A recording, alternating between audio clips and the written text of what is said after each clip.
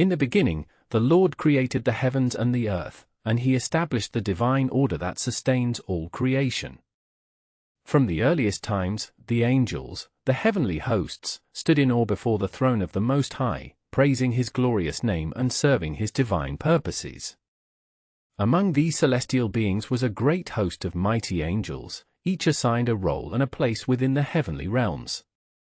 Yet, in the fullness of divine wisdom, the Lord also endowed certain beings with free will, giving them choice and agency to serve him faithfully or to stray from his righteous path. Now, long before the earth was formed, there was a group of angels called the Watchers. These are the holy ones who watched over the heavens and the earth, their purpose to observe and uphold the divine order. But in their hearts, some of these watchers grew proud and restless, yearning for knowledge beyond what was revealed to them. They looked upon the daughters of men, beautiful and radiant, and their desire was kindled. They whispered among themselves, saying, "Let us take wives from among the daughters of men and father children with them, so that we may partake in the blessings of mortal life and share in their earthly pleasures." Among the leaders of the watchers was a mighty angel named Simjaza. He was the chief among them, and he took counsel with the others, saying, "If we do this, we will defy the laws of heaven and corrupt the divine harmony." Yet, the temptation was strong, and the desire to rebel grew. Together, they swore an oath, binding themselves by a solemn vow, to descend to earth and fulfill their forbidden purpose. 400 of these angels, led by Simjaza, descended during the days of Jared, the righteous patriarch. They came upon Mount Hermon, a sacred place that would serve as a reminder of their oath and their fall from grace. The angels chose their human wives and entered into unlawful unions with them. These unions defiled their heavenly purity and brought forth giants, mighty and terrifying beings whose size and strength defied understanding. These giants, called Nephilim, grew to enormous heights, towering above men and consuming vast resources to sustain themselves. They were born from the mingling of divine and mortal blood, and their wickedness grew with each generation. The giants turned from their original purpose, committing terrible sins, violating the laws of creation and causing chaos on the earth. The giants, driven by their insatiable hunger and greed, began to devour men, women, animals, and even each other. They spread violence and corruption, polluting the land and waters with bloodshed and wicked deeds. The earth itself cried out in agony, groaning under the weight of their evil. The fallen angels, led by Simjaza and others, taught humankind forbidden arts, metallurgy, enchantments, astrology, and the secrets of roots and charms. Azazel, one of the chief fallen angels, revealed to humanity the secrets of working with metals, forging weapons, jewelry, and ornaments that would bring pride and destruction. As wickedness increased, humans forsook righteousness and turned to evil. They built cities of idol worship, practiced sorcery, and shed innocent blood. The cry of the oppressed and the blood of the righteous rose to heaven, reaching the ears of the Lord of Spirits. The angels in heaven, filled with sorrow and divine justice, approached the Most High, pleading for intervention and judgment upon the earth. The Lord, in his divine justice, responded with judgment. He sent the archangel Michael to bind the leader of the fallen angels, Azazel, and cast him into the darkness of the desert called Dudale.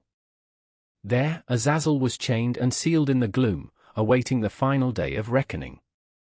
The Lord decreed that the earth would be cleansed of the corruption spread by the Watchers and their offspring. He commanded Raphael to imprison Azazel and bind him tightly, sealing him away until the day of ultimate judgment, when he would be cast into eternal fire. The Lord also instructed Gabriel to prepare for the destruction of the giants and their progeny, the Nephilim, who had brought so much evil upon the earth. These unholy offspring would turn against each other and perish in divine judgment, their spirits bound forever to torment and chaos. The Lord proclaimed that the wicked spirits of the giants, demons and evil spirits born from the fallen, would continue to afflict humanity. They would roam the earth, deceiving, tormenting, and stirring unrest among men. Yet, the Lord declared that his justice would prevail. The rebellious angels and the wicked rulers who followed them would face eternal condemnation, their names cursed for generations to come. As the divine plans unfolded, the Lord revealed his intentions to restore righteousness upon the earth. He promised a new beginning, where peace and joy would flourish, and the land would be healed of its wounds. The earth would be filled with fruitful trees, abundant fields, and rivers overflowing with blessings. The nations would worship the Lord, and his name would be glorified forever.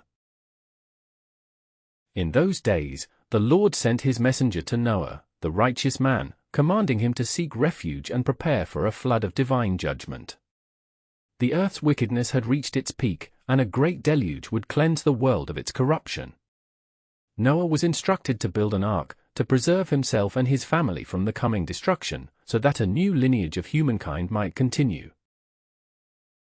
Meanwhile, the Lord's angels prepared for the final judgment. Michael, Gabriel, Raphael, and Uriel were appointed to execute his will. They would seize the rebellious angels, cast them into prisons of darkness, and destroy their progeny, the giants and their spirits, forever. The earth would be restored, and the wicked would be removed from its surface.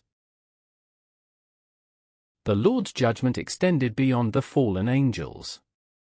The kings, rulers, and mighty ones of the earth who had bowed to idols, oppressed the poor, and shed innocent blood would be held accountable. They would face the wrath of divine justice, their kingdoms shattered, their power broken, and their names cursed for eternity. The Lord declared that the proud and the unrighteous would be cast into darkness, their influence erased, and their evil deeds remembered only as warnings to future generations. Yet, for the righteous and those who sought the Lord, a glorious promise was given. They would dwell in everlasting peace, basking in the light of divine righteousness. Their days would be without end, their lives filled with joy and wisdom. The land would be fruitful and pure, free from oppression and evil. The Lord would establish a new heaven and a new earth, where righteousness dwells forever. Enoch, the prophet and faithful scribe, was privileged to witness these divine visions. His eyes were open to the mysteries of creation, the heavens, and the divine judgment to come. He saw the storehouses of the winds, the chambers of thunder, the paths of the stars, and the destiny of the nations. He learned of the celestial lights, the angels guarding the universe, and the final fate of the wicked.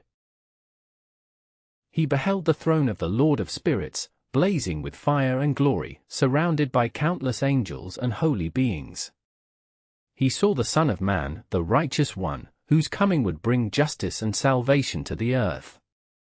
This divine figure, the elect one, was chosen before the foundation of the world, destined to establish everlasting righteousness and to judge both angels and humans. Enoch's heart was filled with awe and reverence, and he praised the Lord of spirits, recognizing his eternal power and mercy.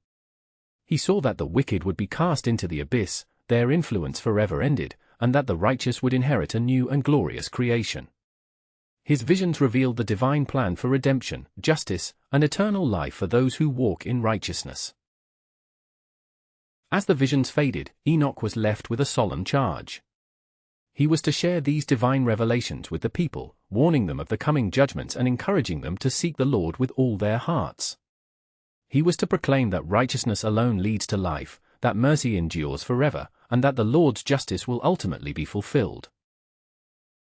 And so, beloved viewer, this story from the book of Enoch reminds us of the importance of faithfulness to God's divine law. It warns of the consequences of rebellion and the eternal hope found in righteousness.